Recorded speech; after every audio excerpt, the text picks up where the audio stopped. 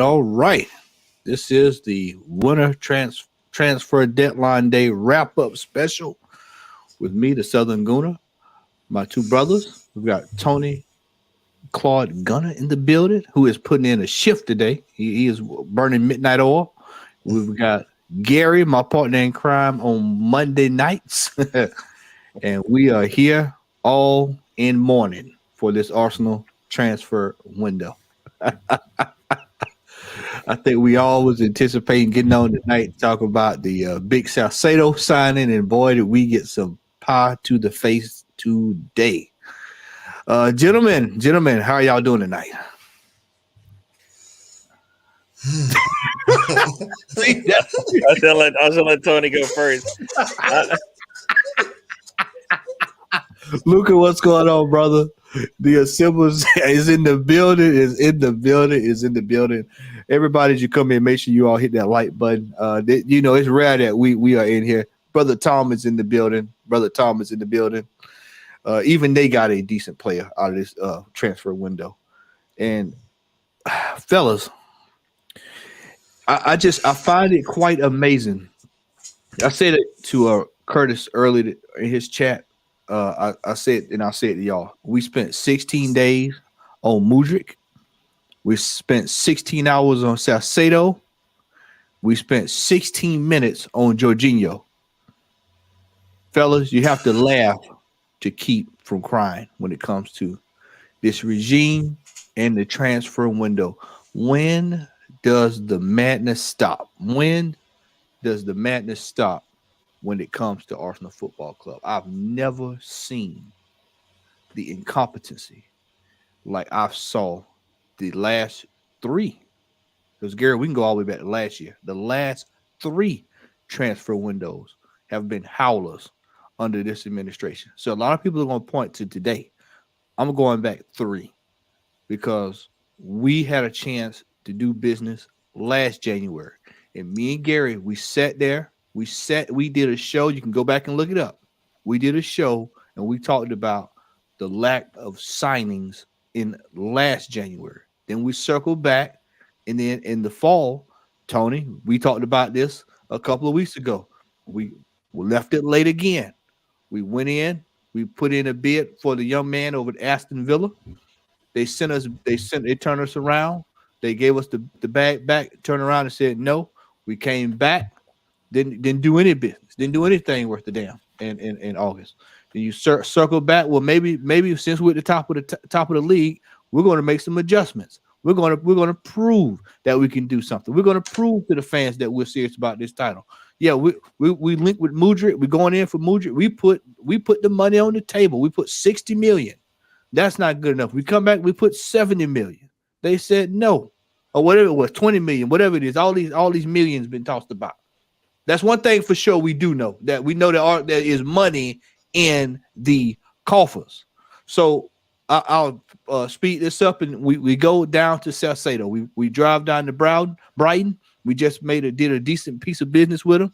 So we shouldn't have any problem to go, Tony. We shouldn't have any problems talking to them because we've already done business with them. So we should be able to go in and say, okay, well, what do y'all want for the player?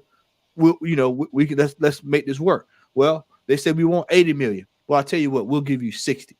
No. Okay, well, let's go home and let's talk about it. Come back, we'll give you 70 million.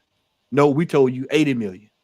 Yeah, but we'll give you 70. No, the player is 80. Okay, well, we'll go home and talk about it. Circle back, you're looking at 75 million. You turn away, break down, and then all of a sudden, Jorginho is on this team. Tony, take it away, bro. See, yeah, everyone who has joined us, for this show at this time, from the England access, Europe access, thank you very much. Luca AFC, big ups to you. Wonderful show you had the other day. The Assembled, my brother, my friend, Mr. Tom, big ups to you. And Jimbo Jumbo, thank you for coming to the show today. It's a shift today. As you can see, it's me, my brother Matt, the South Laguna, and DWTT, of course, joining us here to chop it up today. So, see, guys, don't be fooled by our glum faces and our disappointed faces today. But see, how in God's name do we go from going into a bidding war, for Modric, an Ukrainian who doesn't have Premier League experience at all in any way. And we go out there to bid for this guy, in a bidding war, in a public bidding war, and we couldn't get the job done. And you see, the problems with not getting the job done in your plan A is that while you're making a fuss about the whole thing, while you're dilly dallying with the whole transfer situation with Modric, all other clubs, all other clubs are watching you. They're watching you. They know you have money in your transfer kitty. They know this because you've just entered into a bidding war with a billionaire who's ready to spend his entire fortune, spending everything he has on Chelsea Football Club. So they've just seen it. So clubs like Brighton, clubs like West Ham, clubs like Lazio, all these clubs that we had targets like Milinkovic Savic, McAllister, all these guys. See, they all knew that Arsenal had up to 80 million plus the money we were willing to actually offer Modric. They knew we had that money all along. So if you're willing to spend that kind of money on an unproven player from Ukraine to come into the Premiership, why can't you be willing to actually pay up and stump up the cash to at least pay for someone who is Premiership proven in a way? Caicedo is a player, 21-year-old, young Ecuadorian, played in the midfield, played in the World Cup. In that, with that young age, this guy got experience all over him. It's oozing around him. It's played for Brighton. He's a midfield marshal. He's a vocal kind of guy. He's that kind of guy that you should just go for. Bring him to your team. He slots straight in. No adaptation period. No acculturation period. It's just there. He's ready to play. He's ready to go. That's the kind of signing that Caicedo represent. And he also would have represented a kind of like a statement signing from Edu. Edu just had one job. Just one job. Just one. It did have like three or four because the Trossard signing wasn't a very, very incredible signing because we all knew that, he had a bus stop with De Zerbi. He needed to leave the football club. So it was an easy deal to make. Everyone knows this. Very easy. It's just a point and kill kind of transfer. We got a transfer from Spezia for a certain guy called Jakub Kiwior. That's a good signing. Hmm. Again, this is an obscure figure. It's a new figure. He just had to come into England and hone his skills. So of course it's a bit of a gamble anyway, if you ask me. But I still do think he's a good player anyway.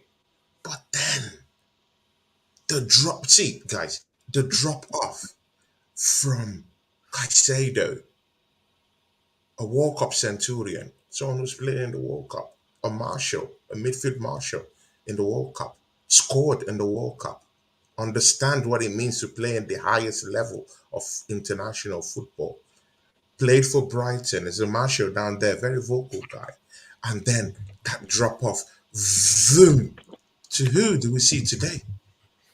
And see, guys, don't get this twisted. I'm shocked. I'm still in shock. Garbage, right? All the way down there. That's what we went I'm right shocked all the way to the that top. we got Jorginho today. But guys, you know what? Yeah, look at the disrespect we get. The first photo of Jorginho in an Arsenal shirt. Do you know where we had to look? Where we had to find it? In his agent. That photo leaked on his agent Instagram page. That's where Arsenal fans had to go to see the new signing of Jorginho. Like, at least, even if you're going to get Jorginho, at least accord us a certain level of respect, certain level of dignity, At least you guys, you all know what it means to be treated with Yeah. honor and dignity, yeah, right? You want that every time, but they weren't treated to that dignity. And trust me, if Jorginho was a signing that other clubs really wanted. Do you think Arsenal would just go through that signing? Did you see how? See, the name would see, and again, we have a very, very good. One thing I found out is that we have a very, very good PR machine. Arsenal is the see. You know, one thing I've come up to find out: Arsenal is the best in PR relations. See, no other club knows how to do this than Arsenal Football Club. We have a very, very exceptional PR machine. Did you see the way Jorginho just came just came in? Yeah. Yeah. It just came in like a Yeah. like breeze. And Yeah. as it came in, fume, just easy. We just bruised through that signing. And again, do you think, come on, man. We've been Arsenal fans all through. Do you think there's any signing that Arsenal would go through that no other clubs around the Premier League would want to come and jostle for that signing?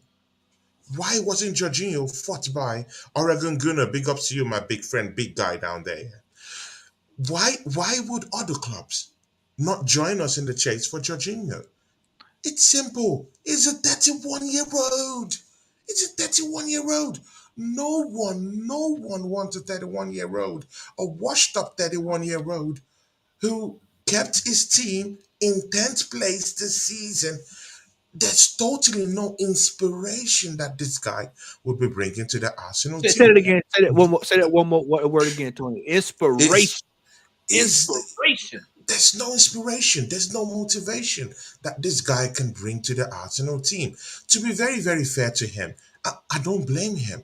Jorginho might be a good player on his day. I don't blame him. It's not his fault. But you know what? There's one person to put our hands pointed to at the end of the season if nothing comes up. Because I've pride myself in saying that Arsenal's going to win the league this season. Mikel Arteta has done his job by being at the summit of the Premiership. Stan Kroenke has given us a war chest. He's given us a war chest. Because if we didn't have a war chest, we won't be bidding for Modric in any case anyway. So we had that war chest burning a hole in our pockets. And we've been dilly-dallying for this Caicedo issue. And this is where we find ourselves. with Jorginho, a 31-year-old, in our 31. football club. 31-year-old. Yeah.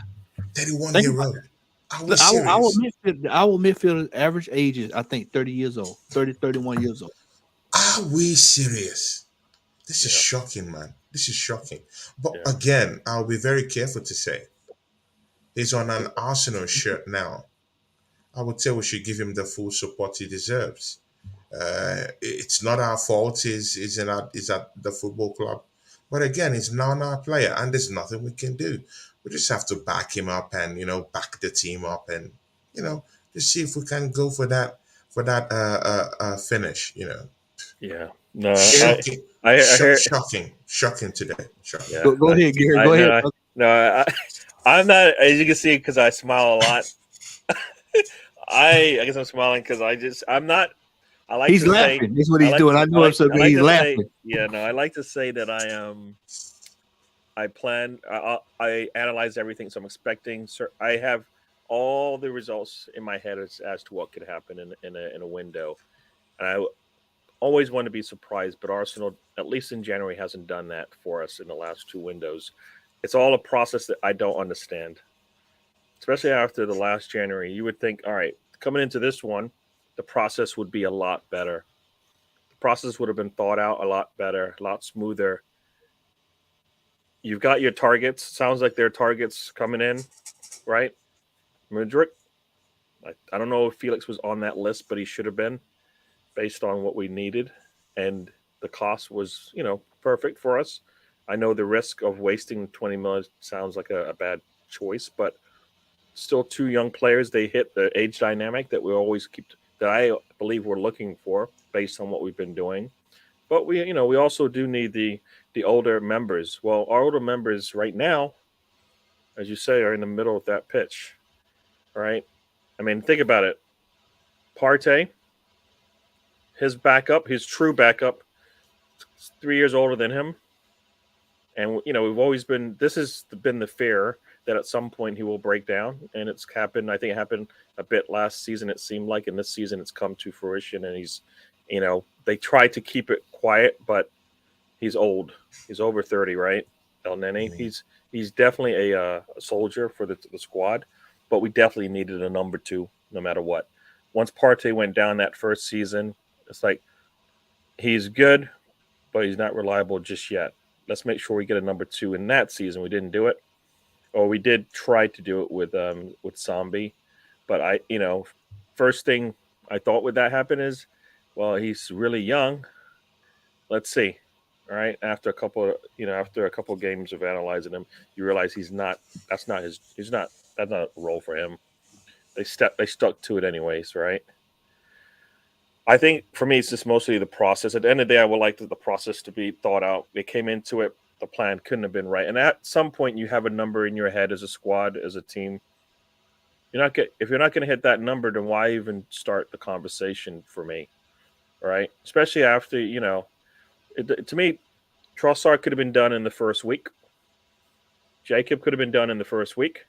Jorginho could have been done in the first week because, of course, nobody was thinking about him coming out. If they had done those three players in the first 3 weeks, we'd probably still be a little upset, but they would have got their players in and they would have been vetted in terms of, like, they've already been through weeks of practice. They probably already played. And maybe we don't lose an FA Cup. Right? Maybe we don't lose an FA Cup because Trossard would have been there day one, right? Like, they were team. When did what's his name from Liverpool? He was in London before the window opened, so Yeah. it could definitely be. The day of the window opening, he was there. Yeah. Gakpo, he was there. So for me, like, Trossard, I think was having his issues just around that before the start of the window, if not before the window.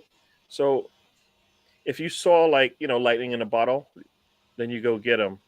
Based on it was easy to do, and Arsenal likes easy, right?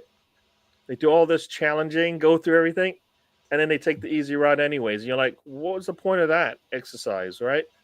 You don't want to spend that money. They tell you what it is. The one Shakhtar Donetsk tells you a number, you don't want to meet it. Somebody else does. Brian tells you a number, you don't want to meet it. and then you basically go, you know what, this is not going to happen. I saw there was a tweet basically saying that they didn't want to affect the relationship with Brighton with the way that they were doing business. I'm like, you did that with the first bid.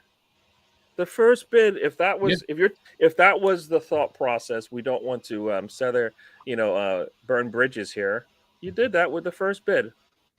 Gary, The we have first bid, burned bridge. We have not to cut you off, but we have burned bridges with all of Europe. yeah. We are some of the worst to deal We with. have in the They transfer. know we won't Savi. walk away. And guess what? We need to walk away. You have a number in your head. If you feel like you're not going to get it, walk away and get the next your plan B. I Trossard was an easy plan B, right? Yeah, he was up. Jorginho, I think he might be an easy. He might. I don't know how he's an Well, easy the plan B word is because, Gary, like the you said, word. who wanted him?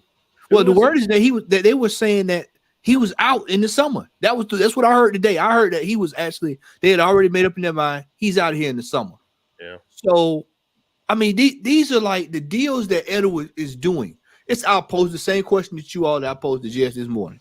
What major player that has this man brought in? What major groundbreaking top of the line player? I don't want to hear Jesus because that's an Arteta because they know each other. Yep. What player has he brought in that outside of, I guess you could, I'm trying to think of who got Martinelli? Did he get Martinelli or did the fellow That was before I think that's before? Okay. I believe that's All right. our scouting got Martinelli. Okay. But like you said, like if you think Who? about all of the big players that we've looked at, we failed on all of them, right? All Rafinha, of On all Blahovic, targets, we've Mudryk, failed on all and now targets. Potato. Felix. Yeah, we've like failed 4 times So on our hey, number 1 targets, right? And yes, some of them didn't want to come, but at some point, if you don't, like they always say, the knock's different. Basically, they put a fence up and said, "Don't even knock. We don't want any of you. We don't want any of this." So at some point, you got to say, "Well, this guy wants Barcelona. This guy wants Juventus. Bye." Right? Has it worked out for either of them? I don't think so. And that's why it should be easy to sell Arsenal because you can go look at Rafinha, look at Vlahovic. They didn't want to come to us. You sure you don't want to come to us? Look at what we're doing. It should be easy. How can you not sell what you're doing an right now? easy drift, right? It should be a walk in the park. But even you know what? Yeah, let's look away from there. Let's just look at how other clubs are just doing their transfer day. Let's take a pitch from them. Yeah, look at Manchester United. They just knew that Ericsson got injured. Tap tap boom. There's something in England we used to call tap tap boom. It's no tap tap boom. Sabitzer from Bayern Munich is already flying away hey, from Bayern Tony, Munich I want y'all to to think come about that into the too. football club. Hey, Tony, I want y'all These to think guys are about not top of the Bayern league. Munich. They Bayern are Munich. not top of the league. They're not. And you're talking about one of the most horrific clubs to be doing a deal with, Bayern Munich. These guys don't let up when it comes to transfer dealings. They don't let their players go. Go act about Sane if they would let you get him. Even this Sabitzer, it's a difficult signing, but they put it off space of one day. Yeah. What are we talking about? This okay, look at Enzo Fernandez. Enzo for coming Easy. off of a See, World Cup year, Tony. Off of a World oh Cup. God. You know See, what? do you Think know about what? Yeah, that as well because everybody said, Mudryk. Gary, Everybody I'll said tweak your Mudryk mind and a little bit Casado. here. How much Premier League experience do they have? How much first team experience do they have? Both of them, all 3 of them have less than a year proper experience that you consider. Well, you're ready for the Premier League, right? All went for 100 plus. That's what it Obviously. costs, To and get it the is player. crazy. It is crazy money, right? But that's the that's market. if you're gonna get into that game, then you got to come with all your stacks, right? Hey, can I throw this out there, y'all? Can I throw this out there? I But had to write it. I had but to write. again, Go but ahead, again, go ahead, brother go ahead. Matt, see, it doesn't matter whether this market is over because that's the market we're in. You know. Oregon Gunnar, you're welcome to the show, OG, my what's brother. going on, brother? You're welcome, OG man. But that's the market we're in. If you want to buy players mid-season, you have to stump up the cash. You have to bring up the cash. That's it. That's the market we're in. We're in the market right now of 100 million players, 80 million players, 70 million players. And if you want to swim with the big boys, well, you have to do what the big boys do. You have to be in there with the big boys. You have to swim with the whales. You have to be with the sharks and eat with the sharks at the same time. That's how you do it. That's how you do it. See, Chelsea Football Club is 10th in the league, but yet that club is attractive enough for Enzo Fernandez. Can you believe this? In what alternative reality? In what alternative reality can you beat this? Arsenal top of the league and Chelsea 10th, and yet Enzo Fernandez sees that football club as a football club that he wants to go to. What did they sell to this? See, you know what, yeah? We should be doing some kind of like, we should revisit in the way we actually approach signings or potential signings. Where is our, we need to revamp everything. What did Chelsea Football Club tell Modric? That Modric who's been dancing and twerking for us. January, all of a sudden, say, hey, you know what? I'm going to Chelsea. Enzo Fernandez, the same thing. Is a club record. Club rec 100. In fact, it's the most expensive midfielder in the world. 110. That's how Chelsea do business. Whether or not it's a savvy business to do, well, that's a different case altogether. But they're stomping up the cash. You might be laughing at them right now. Just chill and wait for them until next season and see what that would amount to. You won't understand this Chelsea team next year. Trust me. And we were signing a washed-up 31-year-old. Oh God, it's horrible. It's horrible. Ladies and gentlemen, welcome. Oregon Guna is in the building. How you doing over there on the left coast, man? Pretty good, man. How you doing on the East Coast out there in beautiful Georgia? We doing good over here, man. We are Georgia, doing right? Yep, Georgia, I'm in right? Georgia. Yeah. Yep, I'm in Georgia, and Gary is up north. He is cold. Oh, right on. Yes, yeah, it's New Jersey, yeah. So it's a Oh, little man. chilly here. Yeah. It was wet today, so it was a little chilly and wet. So let me Big ups, Oregon Gunner. You're welcome to the show, my brother. How you doing, Yeah. buddy? Good to see Glad you, to be bro. talking. everybody in with the chat. Everybody in the chat. I see your messages. We're gonna get to them in just a second. It's a ton of them dropping in, but I want to bring up this point. I was told that whenever we would bring up Zaha, Tony, they would say that Zaha was too old. They said he was too old. He was past it. He was washed up. They said nope. We got to Yao Felix. They said why would you pay $10 million for a loan? Now I'm looking at the numbers here. I'm looking and I see that we signed this fella today. What was it, $12 million? Is what I heard. Is it 12? 12 million $12 million. pounds. So you get this player, but you don't bring in a player that's world class for $10 million for a loan, and you probably with the way Athletic is, they'll probably let you take him off their hand for extra 15 to 20 million. What is going on here, man? What is going on with this football club? What is the problem? Why can't we go out and do sufficient business like Chelsea did today? Chelsea, when I woke up and saw that Sabitzer was going over to Manchester United, I had to stop and say, wait a minute. Sabitzer from the Bundesliga?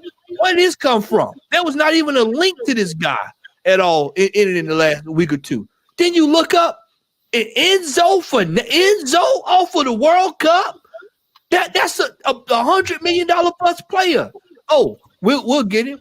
I'm gonna throw this in there. Their owner is worth less than our owner. Do people realize that our owner is worth more than their owner? And here we are. We're up here skit penny mention for Jorginho. I told you before we got on, Tony. There's that drop off. I'm gonna refer to that drop off a lot this year. You tell me that we go to the table with $75 million for Salcedo, and then you drop all the way down to Jorginho. Where were the players that were 25 million, 35 million, 40 million, 50, 60, 65? So you telling me there's no other player in Europe in Europe that could come into this club and do the business for us. We got to go all the way over there to Jorginho, a player who was not even talked about at all on any dirt sheet outside of being let go for the summer. Oregon, I'm going to let you take this away. This club is skint. We're not skint of money, right? That's the whole debate. Is like, why are we putting 88 million and 6 months of research and time into Mudryk just to watch him go? Because we didn't want to pay 20 million for the Ukrainian war aid. That's what made up the 100 million for that. So Mudryk is done. He's already played a game. It's over. We were never going to. I think we were close to getting him, but again, we weren't going to pay the extra 20 mil. So the real debate comes with people would do rate Jorginho. Some say, well, we got a great player. He was third place in the Ballon d'Or a couple seasons ago, right? But it goes against everything we've been doing with Project Youth. We've been looking for young players. And that's like what Tony's saying. And you're saying, Matt, is like, where did this signing come from? And then now we've been reading that Arteta has rated him for the last 5 years. Well, if that was so great, why didn't we go get him 5 years ago? The point is that we've gone drastically up and down in the financial transfer market. So no club really kind of would want to deal with us because they value someone at a certain price, and we always come underneath it for 10 or 15 mil. The negotiations that we're bringing to other clubs aren't sufficient. And it may work on Brighton on a winger, but wingers come and go. Central defensive midfielders do not just come and go, right? There's bad ones and there's good ones. And there's somewhere in between, but they're all in the French league, right? So like we said before, like you said before, all across Europe, if you want to make a statement, go buy Jude Bellingham for 125 mil, right? If you want to make a fucking statement, go get Jude Bellingham. You can swear over here. You can swear I'm so upset at the way this happened today. You know, it was a backstab to all the true gunners out there. It was a backstab to the other players we even looked at. I mean, Onana was 35 mil. We could have signed the check yesterday. It'd have been done. Right? I mean, not that I rate Onana, but I rate him more than I do Jorginho. And I looked at some stats comparing Jorginho and Partey, and it's a 1% off. It's a 0.5% better than Partey on all those different layers, all those different categories. So it's not like we're getting some supreme player out of Jorginho. And it's the top gunners that think that this is just some sort of coup. You know, again, we're Chelsea retirement home. We've basically helped them get the targets that we officially wanted while they dump their garbage onto us. We'll see what Jorginho can do. I don't think he can run anymore. I don't think he can keep pace of the Premier League and the younger midfielders and attackers that are now in the league over the last 2 or 3 years. He hasn't been playing that many games in the last season. You know, Partey gets injured. Jorginho's not really last on my list, but he's not even really on my list, right? So it's a big surprise to all of us. It's a punch in the gut. Looking again at even a neutral or clubs wanting to deal with us, I mean, they price their players and they're expected to get, 10, 15 million less than they ask for it. So what's the use? Man, I mean, at the rate we going, we should just went and got John Joe Shelby. That's the way we roll it. If we knew Sabitzer was available, I would have snapped him up as well. Of course, anyone from the top, Borussia Dortmund, Ajax, there's Alvarez for Ajax, who was a partner with Martinez, for a few years at Ajax. There's players out there. Ryan Gravenberch. Yeah. Yeah. There's another player who I think is 23 years old. That's a top player. We looked at William Carvalho for how many years, guys? Back in 2014-13. We messed around with William Carvalho over 45 mil for months, and he just still ended up not even coming to us. So it's a shit show all the way around, and I don't blame the Cronkies on this. I blame Edu. I don't even blame Arteta. I don't blame the Cronkies. I don't blame Arteta. I blame Edu and the way he attacks and attaches himself, I guess I should say, to these deals. If they want 80 mil, you cannot come in with 65 and wipe your hands off. You just can't do that. OG, me, You can't go back again. Right. I always say, Caicedo's a player we could have Yeah. built on, you know. Yeah. So go ahead, Gary. no, I was gonna say you can't go back. Like you can't go back. How many? We went back 3 times on 2 players in the It's same window. I ridiculous. get it. Maybe one window Yeah. you really had your heart set. The second time you do it again. That's not a good plan. Gary, You're what I told you. You're wasting your time. What I told you, Gary. You go to the table. You go to the table with if they say 80 million, you go to the table with 83 million just to call it bluff. And 78. you know what the other part is? That's like you go to Right. the poker table and everybody's like, all right, it's $100 minimum, and you're pulling out your pennies, trying to count it up, and it's like, no, you're not coming in stack. You don't want to play. For me, if that's what they're doing, then stop looking at these players. If 50 is your number, because they like 50 to 60, right? Same Mhm. thing with Rafina, 60. 50 to 60. If that's your window for players, stay there. You're doing good doing it. Why are you wasting your time? Because Trossard was there day one. Jacob was there day one. Jorginho, I think they could have done better than that. I think, for me, that was desperation after they screwed up Casado. And I don't get, if you're gonna pay the 12 for Jorginho, why don't you just give them the 80? As you said, call their bluff. If they don't want it, then it wasn't going to happen ever. But you wasted your time. And guess what?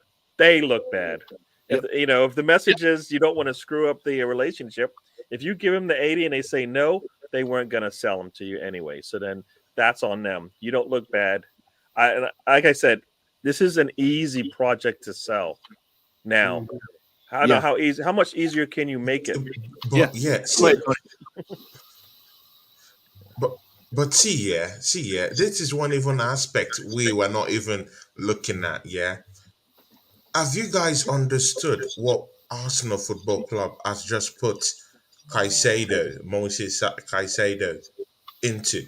Do you know the mess we've put that young kid into right now? You're 100% correct in that. He has to go back to that fan No, base. that's a message to other players. That's a message to other players. Oh, Tony, look at That Zaha. kid dropped in. He handed in a transfer request for this transfer for Arsenal to make it more easier for Arsenal to access this transfer. And we've left that guy to dry out there looking like a fool. Over 10 or 15 And other million players dollars. will look at this. Exactly. And other players will look at this and say, you know what? If Arsenal comes calling, no, they have to stump up the cash. I wouldn't go and hand in a transfer request. I wouldn't do it.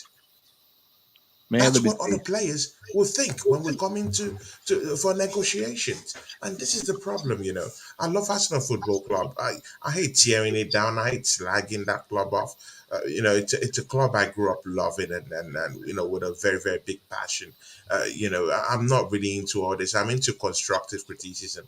But Edu has he's made me want to tear my hair out. That's what that guy, he's done nothing, to be sincere. These transfers that we've done early in the transfer window, trust me, these are easy signings. Easy signings. You got I agree 100% with what he said. Edu has completely dropped the ball, man. And like I said when we came on, it's been 3 windows. Most people are gonna look at 1 window. I'm looking at 3. That he what has he done? I mean, it's like he said, you've got this young man left out on the ledge. You left Zaha has come out and said, I want to go to Arsenal. Don't get him. Tielemans came out. Yeah, no problem. Tielemans came out and said, hey, I'd love to go play for Arsenal. Didn't even go look, didn't even get a sniff. Didn't even get a sniff. We're gonna pay you telling me that $12 million wouldn't have worked going to Crystal Palace, and you just got one of our players on loan over there. Now, Tony, what did I tell you 2 weeks ago? I said we can go loan a player and put cash with it and get a player. Get a player. Straight up. Even this Yuri Tillemans you're talking about, do you know that just this past summer that Yuri Tillemans actually sold his house in Leicester? Arsenal is the cause of Yuri Tillemans losing his house in Leicester. He sold his property in Leicester in the hope that he was going to get that Arsenal transfer. He had to sell his house and then move into a hotel with him and his wife and his kid. Move into a hotel, waiting for that Arsenal bid to come in, and the bid never showed up. And he stayed in Leicester. Oregon, I want to ask you this. And now we've done it with Caicedo again. So it's a big problem. The transfer problem, it's a big issue. And there's no way we can blame Kroenke. They've put up that cash. It's Edu. It's Edu. If anything happens to our transfer, to our title charge this season, we all know who to point the fingers to. Yeah, It's yeah. Edu. I'm definitely Edu. not pointing at Arteta unless he roll out a 4-3-3 in a semifinal. Then other than that, but OG, let me ask you this, man. Yeah. Is now for the lack of business. Now I've been hearing this all afternoon too. Super Gooners and Top Gooners out there, they're saying, "Oh well, we're going to go in the summer, and we're going to get Declan Rice, brother. There's no way we get Declan Rice at this football club." Yeah, there's a pre-contract signed, which we would have heard about already. There's really there's a verbal agreement. I mean, is that what's been said, right? On the Yeah, socials? there's a verbal agreement.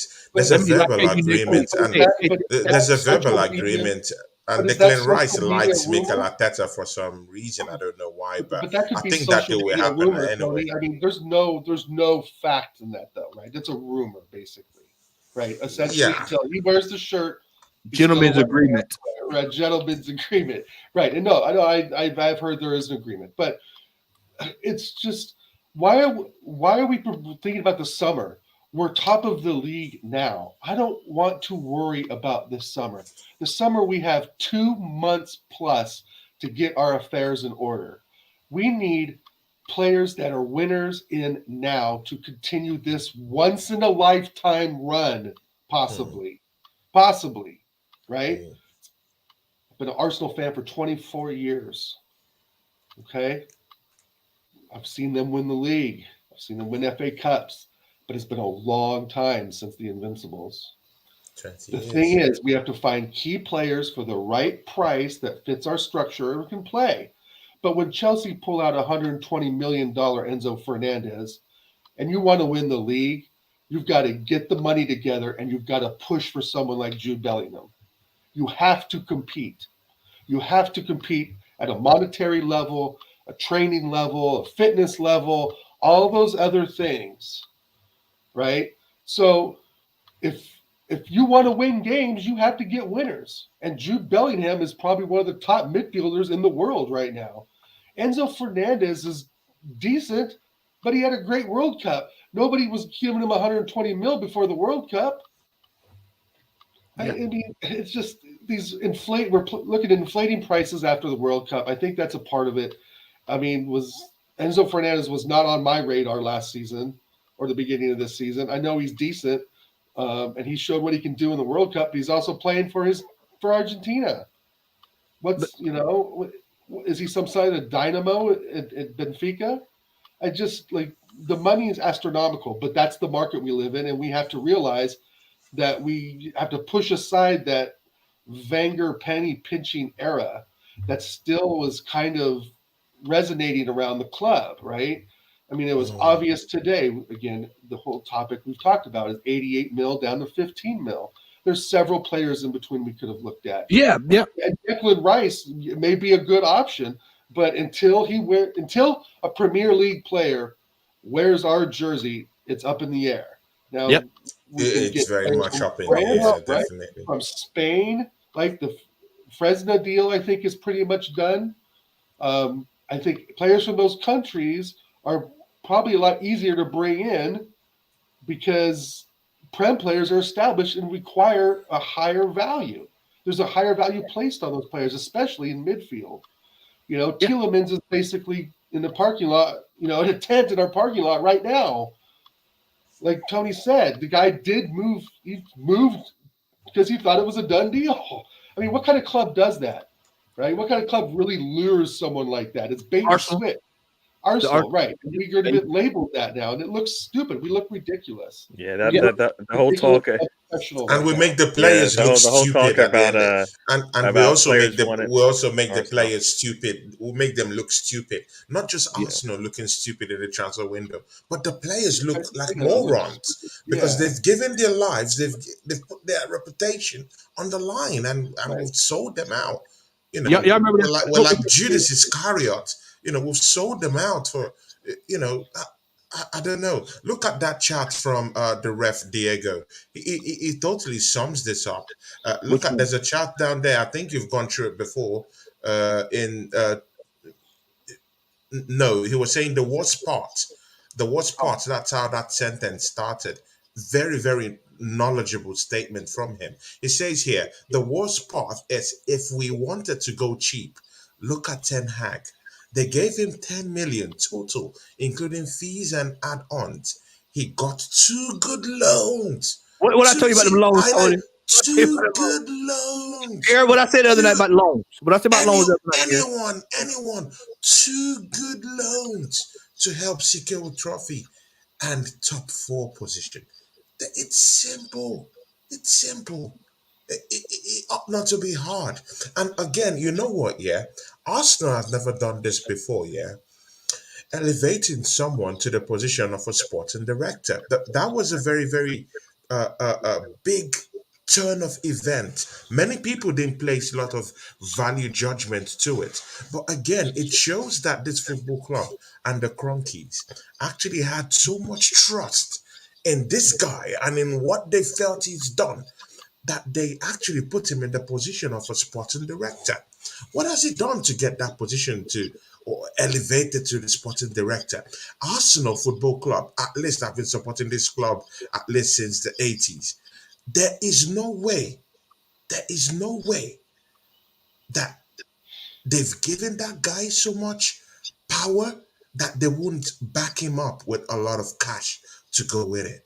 That's not how you put Edu in that position that has never been open before. In Arsenal, I've been supporting this club. I've never seen Arsenal having a sporting director before. It's the first time, first in history, we're having a sporting director. You can't tell me that there wasn't cash burning a hole in your pocket, ready to be spent, and you did nothing. Edu, you'll be judged. If Mikel Arteta doesn't get this trophy this season, Edu, I'm sorry. I'm sorry. I'm the least person that likes criticizing the club, but I'm sorry. You have to take this L. You have to take this L. Just like So my brother Matt said yeah, against Manchester United. yeah, He you gotta has to take take that the L. L. You gotta eat that hot. You gotta take this hot He meat. had to eat the L. You have to take it. You have to take And the Gary, L. so Gary, what's your thoughts? You know, we talked about this, and I've been a proponent of this pretty much since he arrived. Lukaku went out on loan today. Thank God Patrick Vieira is going to be working with him. So, what's your thoughts on that? Yeah, from probably the first couple months of the season, I already knew Marquinhos and Zombie probably needed a loan. I mean, I know they do loans at the end of the window, and that's just how it Mm. works sometimes. But they weren't ready. I don't. Sometimes our low end money with risk with young players isn't working. Right? It's not working at all. I mean, Savage is out on loan because he needed it. Marquinhos is out on loan because he needed it.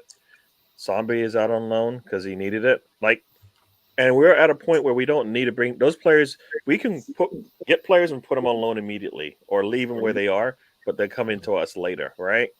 You could have done the same thing to Zombie. Said, you know what, you're gonna stick it out in Anderlecht, or we're gonna bring you over here. Or you're gonna go out on loan.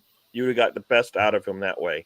That way, he knows he's part of the squad for the future. You just got to work on his craft and then move on from there. You see teams do that. I mean, we've seen the big teams, right? The big teams are doing that, right? City's doing that. They're picking players up and saying, we'll see you in a couple of years, right? I mean, so we're at the point we don't need project. I say this all the time. We don't need projects. And I know a lot of the players we have now, they were projects, but we had nothing going on anyways, right? It was okay for like a Martinelli to earn his craft and Saka to earn his craft because we had nobody else, right? Who was taking their spot? Nobody. You know, Yeah. the team needed a revamp anyways, and a cleanup and a shake up and everything like that. So we're not at that point now. We need Trossards to come in there. We need like the Matty Ryan. Remember when he came in?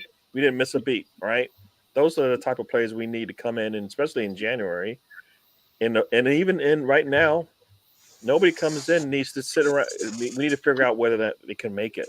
We need to have a better clue as to what we're doing there. So, yeah, the loans. I think the loans have to be these good loans that come in and they're ready to play. I mean, think about it.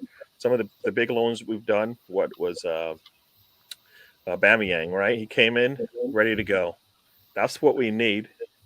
I know the numbers are different now. He's probably worth 100 back then if based on the numbers today.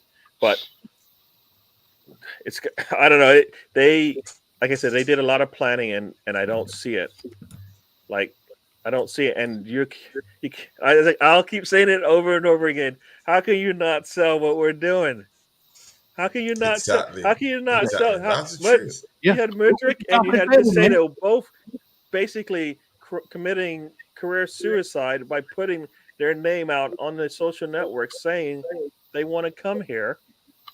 Not one of them went through. What player? No player should do that. But you keep saying you want players that want to come here, and then they show you one of them's got to work, right? Two in the same window. Two in the same window, basically. Gary, with our loans, yeah. Like with our loans haven't worked out. Danny Ceballos, Dennis Suarez.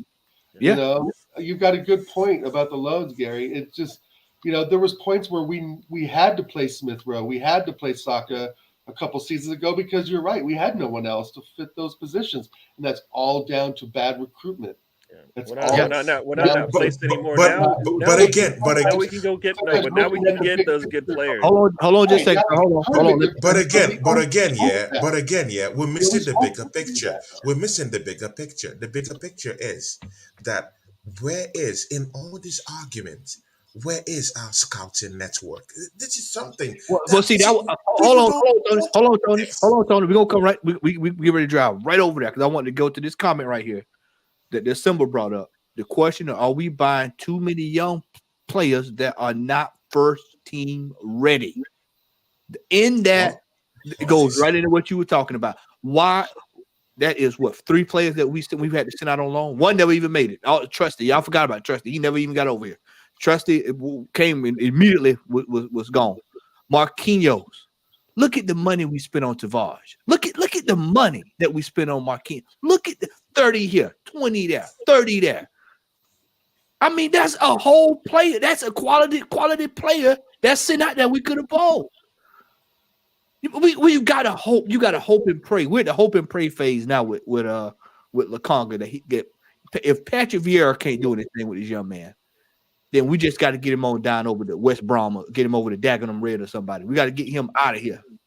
Because me, it seems like loans are a halfway sale almost now. Yeah, especially when it comes to Arsenal. Like half the sale's done, yeah.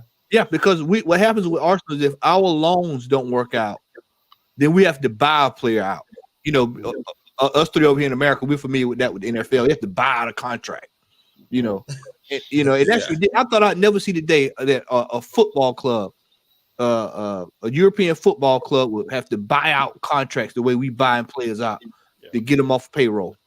But that's what we've come. And this thing here, all of this here that we're talking about reeks of one thing. Remember that process that we got slammed on about 3 or 4 years ago, trust process, the youth movement? Doesn't look too good now, does it?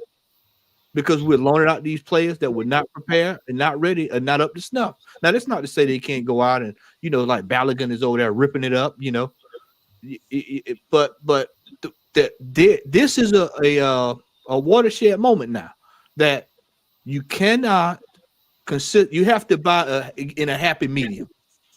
You get your player that's 24, 23, 25, or the exceptional player, Tony, Sado. That you see exceptional players that you can see it. They've actually done it, like you said, on the World Cup stage. That's a hell of a stage to perform on.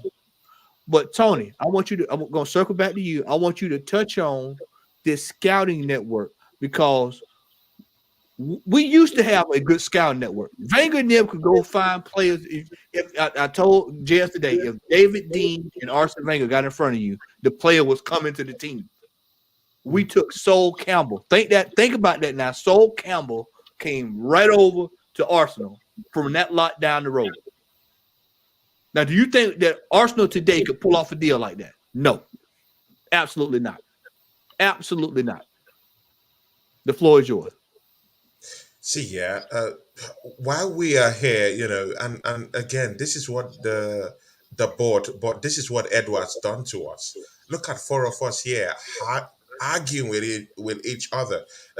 That's what this board they do to us. Allowing adult men argue amongst each other and knock their heads off. See, it's very simple. Where is your scouting network? Where is it? There is no scouting network. If Chelsea can go and spot a Fofana somewhere in the outskirts of Oslo and get this guy into the club, what is Arsenal doing? Where were we? Where are we in this conversation? When they go to spot Enzo Fernandez, when they go to spot all these guys, young player Gusto, look at see, they don't need to be big names, yeah. But those guys will come in and put in a shift. They will try hard. They would work the socks off. Where is that network? We used to have a very good guy, a German, who was in the football club. His name was Sven Mislintat. I know you guys must. Yeah, I remember missing that. Yeah. And for the earlier question, you were referring to math. Martinelli was being brought by that guy. Yeah, that's what it was. That brought this guy. He's a German. He's a very, very experienced. Gendouzi too, by the way. Gendouzi. Exactly. When it comes to this scouting network of a thing. And we let that guy go. And right now, we don't have any replacement for it. So Arsenal is being plagued by a replacement problem in the football club. We don't have anyone to replace what we've lost, and that's been a big problem for us at the end of the day. So I don't know. I don't know. We need to reinvest in that scouting positions again. Get in someone who really knows how to scout. Like get these guys on okay paper scouting. Let's go on that. Even if you're penny pinching with not having a vast network of scouters around, you can at least go on a pay as you go. When you scout this player, when you help us try to groom them and come around, we pay you. Pay as you go. You can do it. We're a big football club. Exactly. Pay as you go. Even if we're penny pinching to that level, then just go on pay as you go contract. Bring in these guys, build a culture that would help Arsenal scout people from America, South America, even America too. They have quite good players down there. Scouting Europe. We need to get this because you know what? Yeah, if me, you, Oregon Guna, Matt are angry that we want to spend 80 million pounds on a player who's 21-year-old who Brighton brought for just 5 million pounds, then I'm sorry, we have to build a scouting network. That's the only way around it. Building a scouting network that would make sure that we don't go bidding for other teams' players who sweat and tears on transfers, scouting those same players, buying them for cheap, and bringing them to sell for us for 80 something million pounds. It's not magic. It's not magic. If you need good things, you have to put the work in. And I'm sorry, Arsenal is not putting in the work in the transfer window and in the recruitment area. We need to do this. That's the only way we can escape this. It's the only way. And again, there's a big problem right now that we need to also face. Emil Smith Rowe. Oh man, yeah, I forgot all He's about had that. a setback with his injury. Didn't I tell you? Didn't I tell you, Tony? Didn't I tell you? Didn't I tell you 2 weeks ago? El What did I Neni. tell you 2 weeks ago? El Neni is injured long term now. It's now out. Guys, No. El Neni, I think there's actually a thing, tweet out that it says like we are planning to re-up for another year with El Nene. Yeah, that's I heard that, man. Jan said that What? earlier today. What? You got See, Jorginho right now for an extra year. You don't need El Nene, so you don't need to extend him. Yes, his services, we enjoyed having him here, but if you're going to good bring and okay. Jorginho in But for you are that same talking of position, extension. you I'm cannot talking of, extend El Nene. It can't makes we no do sense. Now you've away? got two I'm just players saying. behind Partey over 30. Why would you do Did, something like that? It makes no See, sense, Makes no right? sense. what It's not a lot of money, but it is a player that's on your list that you have to account for. Why? Gary, Why? people are talking about extension.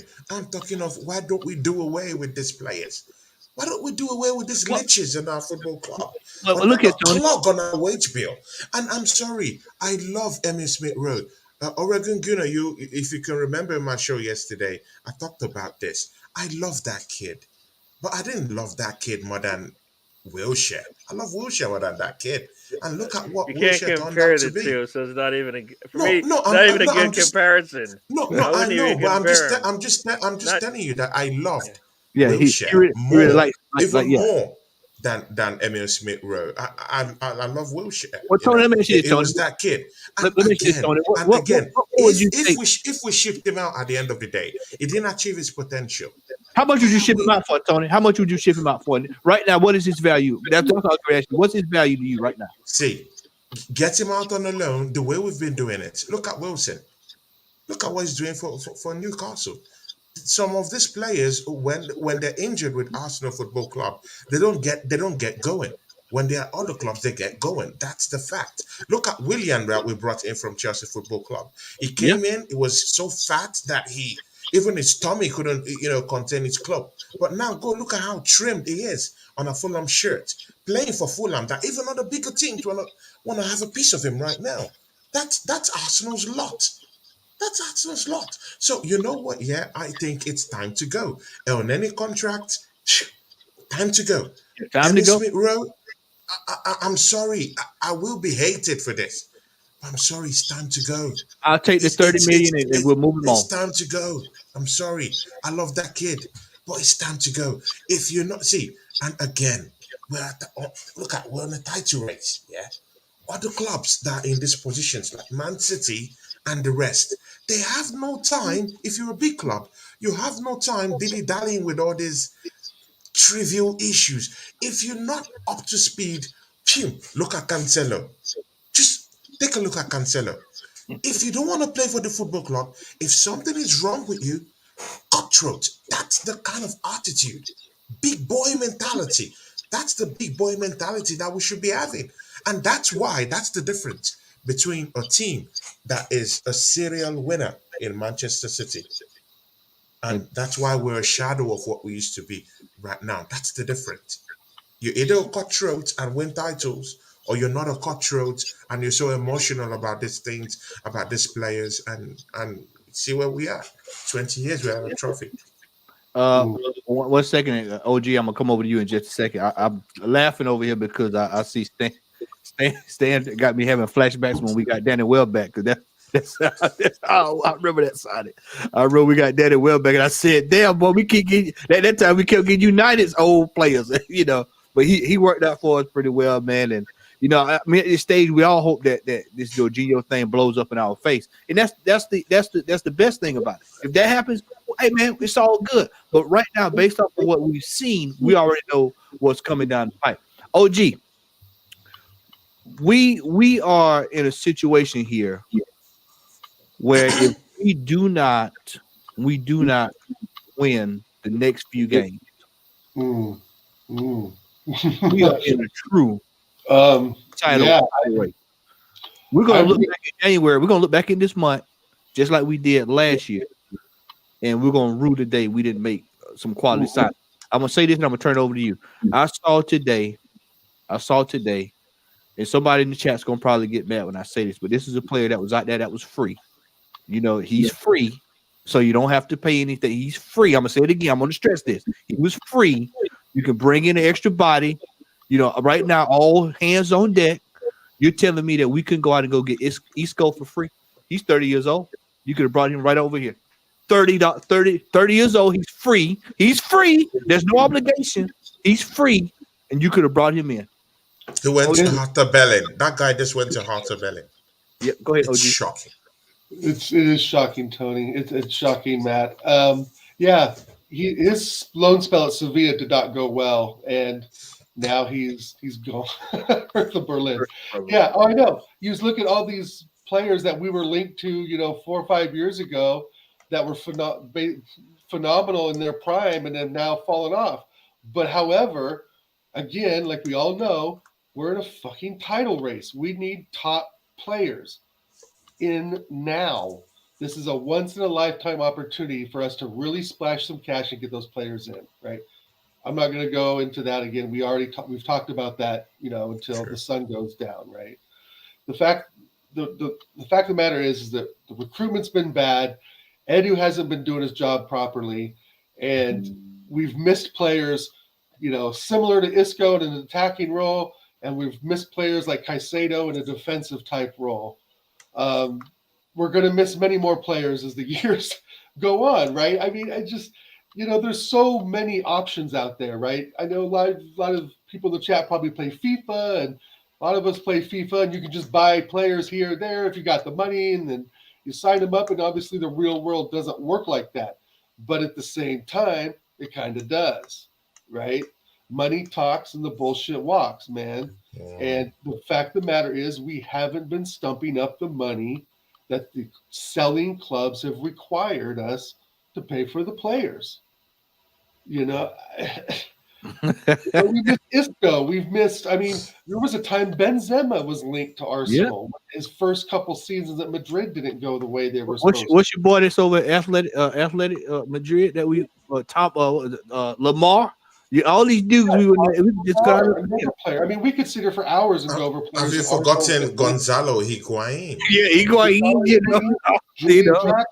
It goes on and on, right? So the hardest part, what I'm finding through all the recruitment. What up, Capo? My man, Capo. Oh, what's up, brother? It's Capo, big up to you, man. It's finding the right players that fit. We look at Caicedo play, and he looks decent at Brighton. You're like, okay, he would fit in just fine with Arsenal.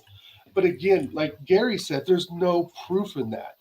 Some of the young talent that we've brought in just hasn't worked out. So do we gamble with 80 million, or do we go for what they feel comfortable with the Jorginho for 12 million? Well, we know the answer to that. We missed the bus on Isco, man. We've missed the bus on so many players, as you guys know. We've come close to signing just phenomenal players, and they've gone another direction. But I think the money's there, and I don't think the Cronkies are holding back. I know Josh Kroenke and Arteta have a very, very good relationship. And Edu and Josh Kroenke, I think, have a good relationship. And unfortunately, I don't think Edu's going to get, any sort of punishment or any sort of real, bad publicity for this accountability, except for us on social media. He's the sporting director. Yeah. He's not doing his job. The man. This is the other thing too. People, the Cronkies hadn't spent any money. Man, we've spent top dollar.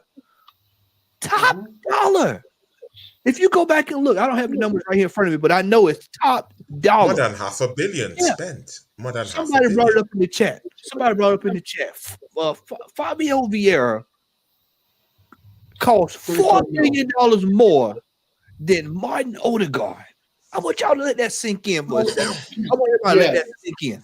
Let me jump on the Martin Odegaard tip for 1 second. Go ahead, brother. Martin Odegaard, we know, has been from club to club to club.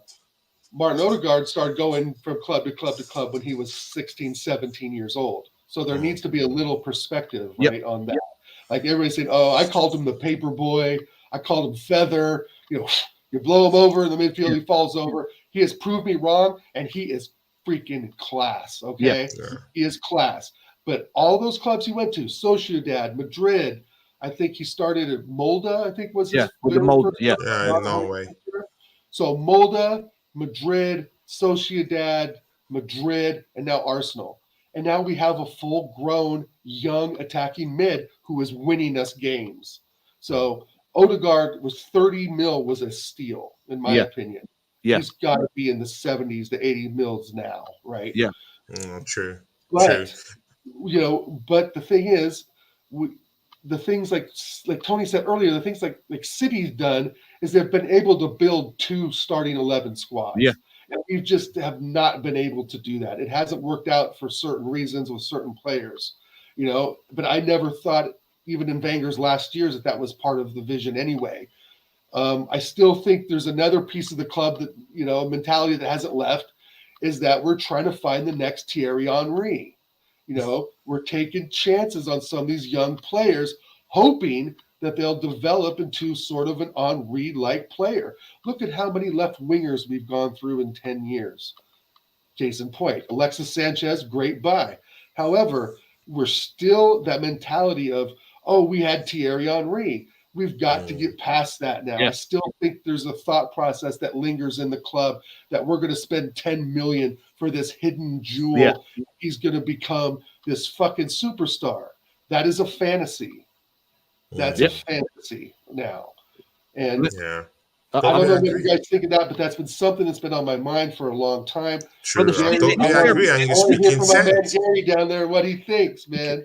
Speaking Hey, bro, sense. Speaking this is sense. therapy zone over here. I'm going to drop this in here right quick. Anthony Bird, the problem with Arsenal's dead weight is that Arsenal signed several mediocre players on ridiculous wages. Right. They are long contracts, which is why you can't get rid of them. That's another problem that we have. We've got so much dead wood in this team. I said this earlier today with Jed. You telling me we couldn't find 2 or 3 of these dead wood players? Brighton said, Gary. Brighton said they wanted 80 million. You're telling me you can't sell 2 of these fringe players for $5 million apiece, add it to the money that you've already went to the table with, and walk away with that deal? No, Gary, I'm gonna let you talk about this dead wood, man. Well, it's good to see that. Putting Gary on the spot. No, it's good to see that a lot of it's almost gone. All right, a lot of it's almost gone. We're at the point now where it is getting embarrassing when Arteta looks to his bench and goes, "Nah, we're just gonna stay with what we got right now and continue going." Oh, we need to score. All right, Tierney, you're on. What? No, we need to score. Tierney, come on. So. You know what's next, right? You know what's next, don't you? You know what's next. What? Zinchenko going into the midfield. He gonna play defensive mid before it's over. Everybody, you know what? Everybody and their mom has already said that Zinchenko can play in the midfield and help us out if we needed it. Right on cue. And you haven't But seen again, Arteta right? He's been doing that all season. Yeah, no, Right on Doing cue. that. He's been drifting to the midfield to help show up that midfield when all these other players go up front, including Granit Xhaka when he plies his trade, a little bit further up front. Who's the guy you call on? It's Zinchenko down there to plug in the holes in the midfield. I don't mind the versatility, but the problem is we don't ever use it. We don't use it enough to say, all right, when we need it, like we need it today, we can't use it because we've never seen it. All right. Remember Martinelli? He could play in the middle if we need to. He's practicing there. When we needed it, he didn't put him there. Why? Because he wasn't confident that he could play there. 2, because he had never actually played him there. All right. Not enough to say, well, you know what? That's what Arteta has these plans, but he never follows through with them. Versatile players are fine if you actually allow them to play in those positions. We never do. So when we finally do need it, like right now, we need somebody to back up Partey, right? If Partey could play out the whole rest of the season, but if he comes off at halftime or with 30 minutes left in the match, good. He might be able to do that, right? But we can't do that because we have nobody behind him right now, right? Zombie definitely wasn't going to do it. El Neni, we know can't do it. He's just not physically possible to do it. Zinchenko can, but you got to play him there, right? Jorginho will do it, but same thing as El Neni. If Partey's out for a month, Jorginho's not going to hold up.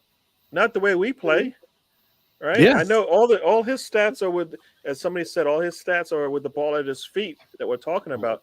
Partey does a lot of stuff. Like I'll go back to it because this is the match I saw. North London Derby at the Emirates. Partey basically was cleaning. There's nothing going past him. Our back line was basically doing their nails, looking up. Okay, yeah, Partey's got it. and he's clearing the ball and pushing it back up the pitch. Jorginho most likely can't do that, right? Not the way that Partey's doing it, and I don't think that's why we brought him in. Like for me, we said we need to bring in these older players to help out the younger ones that are starting. We didn't need that. We have that older statesman. We have that older the player who knows what he's doing out there. We need somebody behind him that can actually pick up the slack. That's why I thought originally, you know what, Danilo. They brought that name up. Remember Danilo? He's a young player. He's not ready yet, but he's ready to go. Max, you remember me and you talking about that? He brought Danilo in and Jorginho. It'll cost you 40 tops for those two players. One for the future, and one to get us out of this rut, out of the situation that we're in.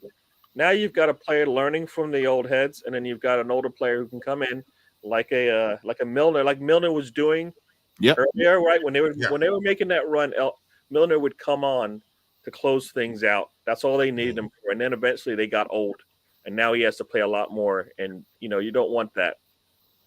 So I think we're being good about as you're talking about the deadwood. There's not much around, but either they're too young, which is I don't consider that deadwood.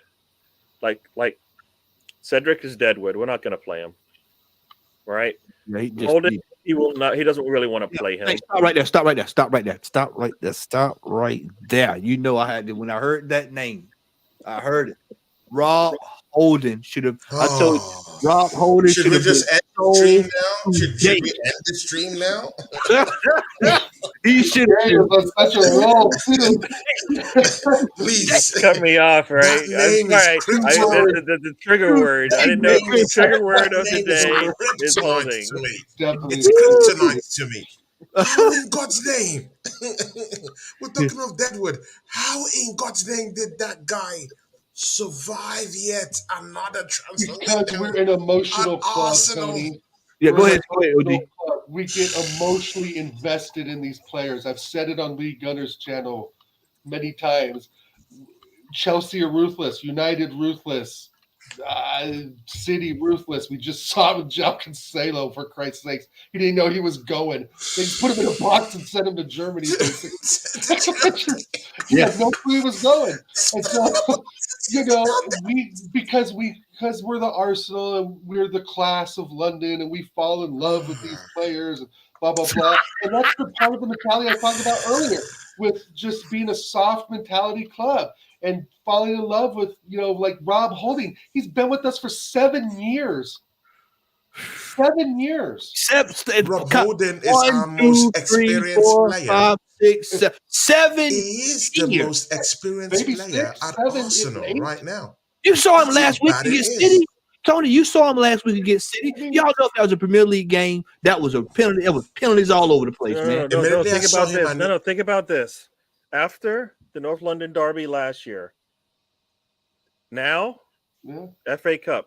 I'd like to say this. I don't want to see him do it a third time. So guess what? We should not let him have a chance to do it a third time. We could have moved into a 3-4-3 just fine for that FA Cup game. We would have brought Partey back a little deeper to clog up the middle third, to clog up the middle on the defensive third, and we would have been just fine. Yeah. I don't. You know, that doesn't answer the question. He's got 2 strikes. Why is right now. Why is Rob Holding still at our club? Yeah. See, we can dance. We could have told him to follow. Why is that guy in our football club? That's the question. I think they thought he was the new Gary Cahill.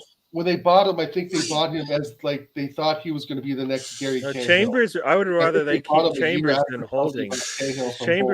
Chambers is versatile. There was nothing that Chambers did for us that was as outrageous as what we've been seeing from Holding lately, right? Mm-hmm. In the big games when we want him to kind of show what he's got, you're like, all right. And it's always against the big team, so maybe he just doesn't play those games. But in this one, he needed to. It's an FA Cup. We should be able to put you in there. And he knew what he couldn't let happen. He couldn't get bullied by Haaland. And you guess what? Haaland saw that. He saw the blood, and he just basically said, "I got you," right? And just went Exactly. at him for the If he whole dies, he time, dies. Exactly. right? He Exactly. just said, Exactly. you don't see Harlan do that too often in the Premier League, right? You Right. never see him do that. He might beat you with pace and all that, but not like basically where you got it, where there's a lot of he's holding on, like they were both holding on to each other on that one play, right? Where he's looking for the yellow, and it's like, come on, Harlan, you grabbed him first, right?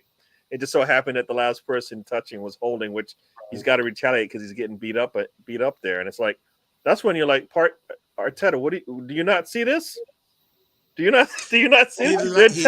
They're attacking your He weakest lacks link. footballing Get Saliba on ideas. He here lacks soon. footballing IQ. He doesn't know how to play. He's not positionally aware of himself.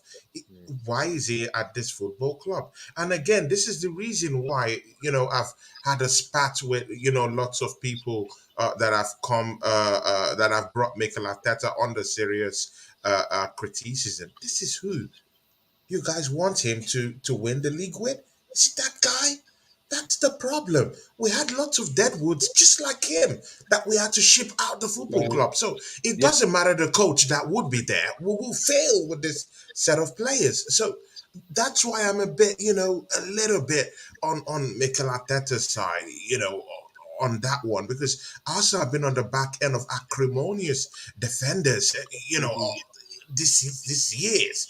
Look at Mustafi. We actually wanted to extend that guy's deal when he was here. We wanted to give him a deal. He rejected the deal. Can you believe it? Mustafi, we actually gave him a 1 year extension. He said, "No, I want out." Can you believe this? One of the most shocking defenders to have ever played in the Premier League at Arsenal. One of the most shocking, acrimonious defending, this guy.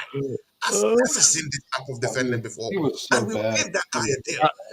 This is what Mikel Arteta has to deal with until we shipped out these guys. Hey Tony, the worst defender I've ever seen play for Arsenal outside of him, man, was Mikel Sylvester. Ooh. You talk about Scalacci. Him and Sebastian Scalacci. That I mean, I want y'all to think about that. And Arsene Wenger got a tune out of that. Yeah.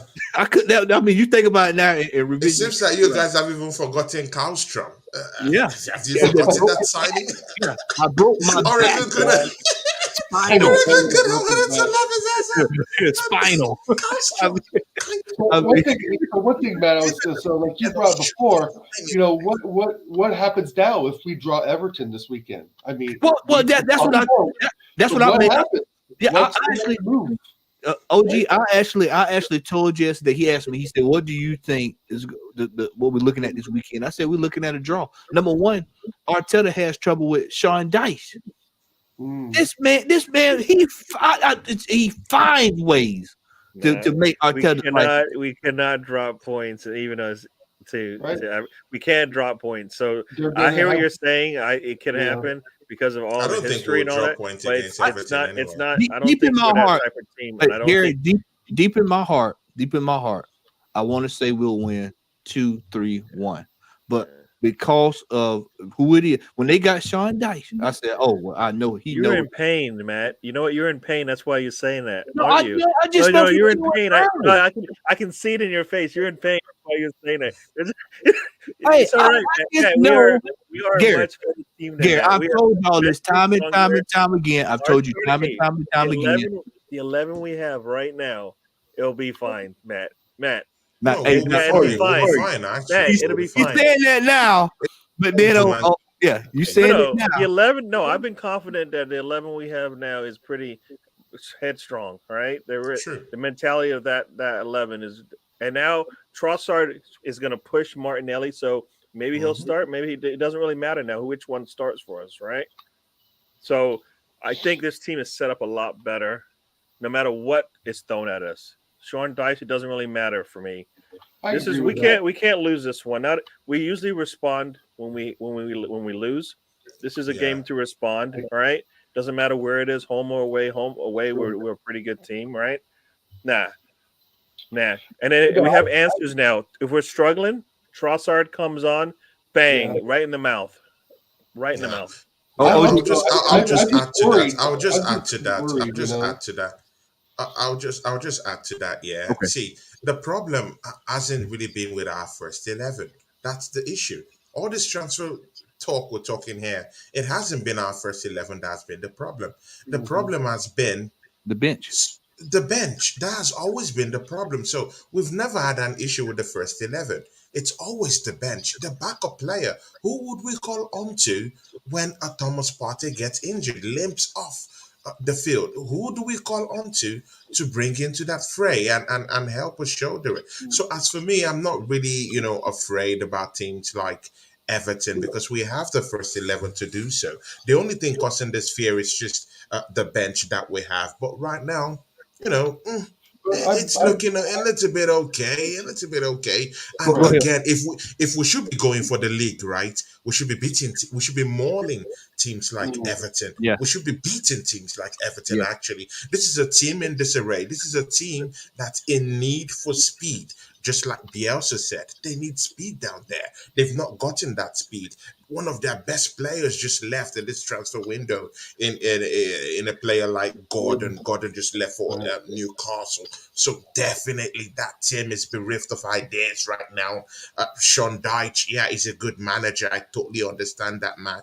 But he's coming to actually paper crack and just try to put some sellotape and some plaster around those players that don't even have speed at all. If Arsenal is going for the title, we should be mauling and disciplining teams like Everton and springboard, like just bypassing this type of a team and using them as an example for the next team that will be meeting.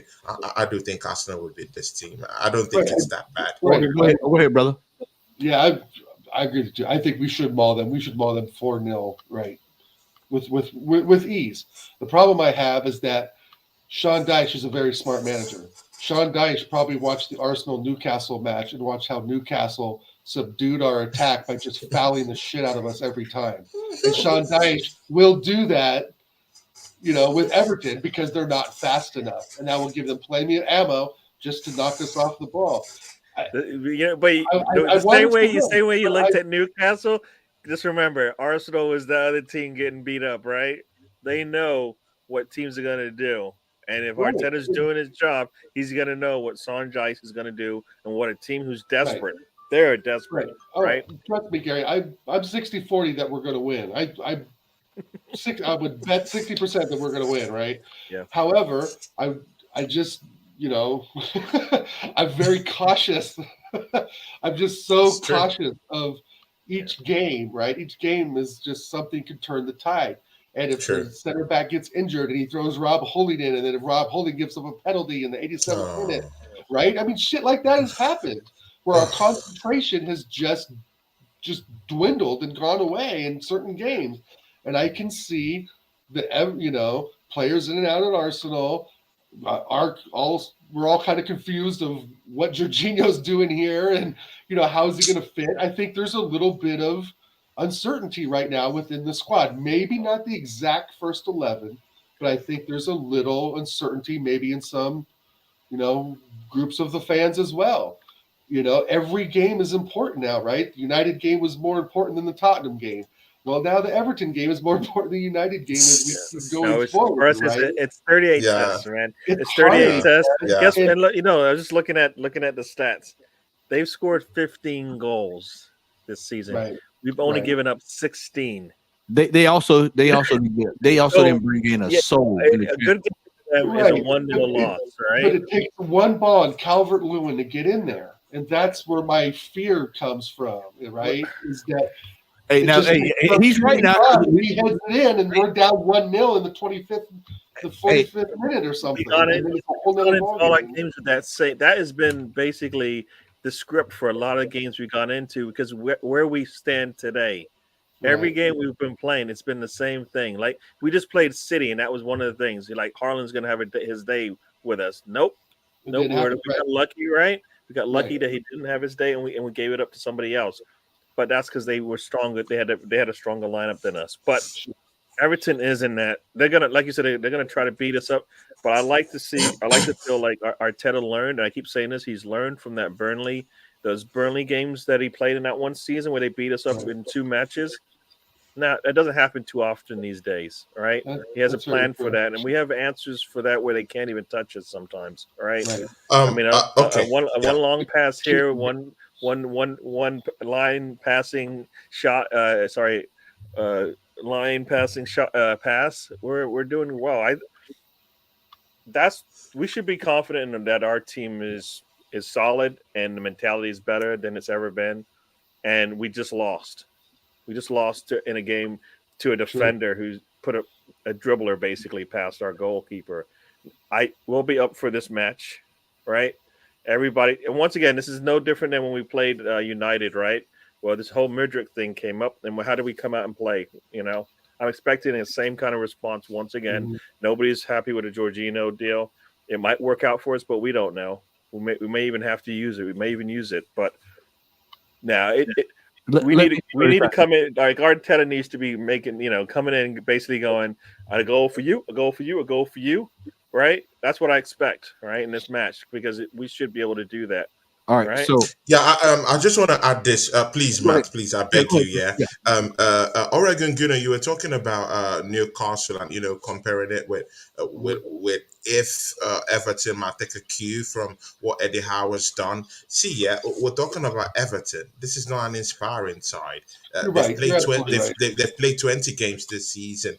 They've gotten 15 points this season. They've scored just 15 goals in 20 games this season. Matt, you know me, when I start talking about statistics, the number. I start throwing it out like a The number. rotisserie chicken. See, yeah, these guys have shipped in. Let this sink in, guys. These guys have shipped in a whooping 28 goals this season. Mhm. That's Everton. They're rooted deep down at 19th position in the Mhm. league this season. That's how abysmal this team is, shipping in 28 goals along those lines. And you know what? Yeah, when we're pitching it against Newcastle have only just shipped in about 11 goals this season. That's the best. That's the best. Now, listen, Yeah. that's the best defensive side in the league this season. Better than Manchester City, better than Arsenal, who are table toppers this season. So that's how it goes. And when a team like Everton decides to go on a low block when they come against a free scoring team like Arsenal that scored nearly up to 44 goals this season, Mhm. in 19 games, you better be ready because your team doesn't have the same type of personnel that Eddie Howe actually possesses in that That's team. very true. They Mind don't you, have a Sven Botman back Bachman, there, do they? Bachman, No. Shaw, Yeah. these guys are seasoned. And again, Eddie Howe has trained these Newcastle guys in the act, Mhm. in the dark arts. They've perfected that dark art. These guys will come ahead and kick you and fall off on the floor as if you kicked them. That's how Right. this guy has perfected the craft of Newcastle. They've perfected that craft of also time wasting. They've perfected.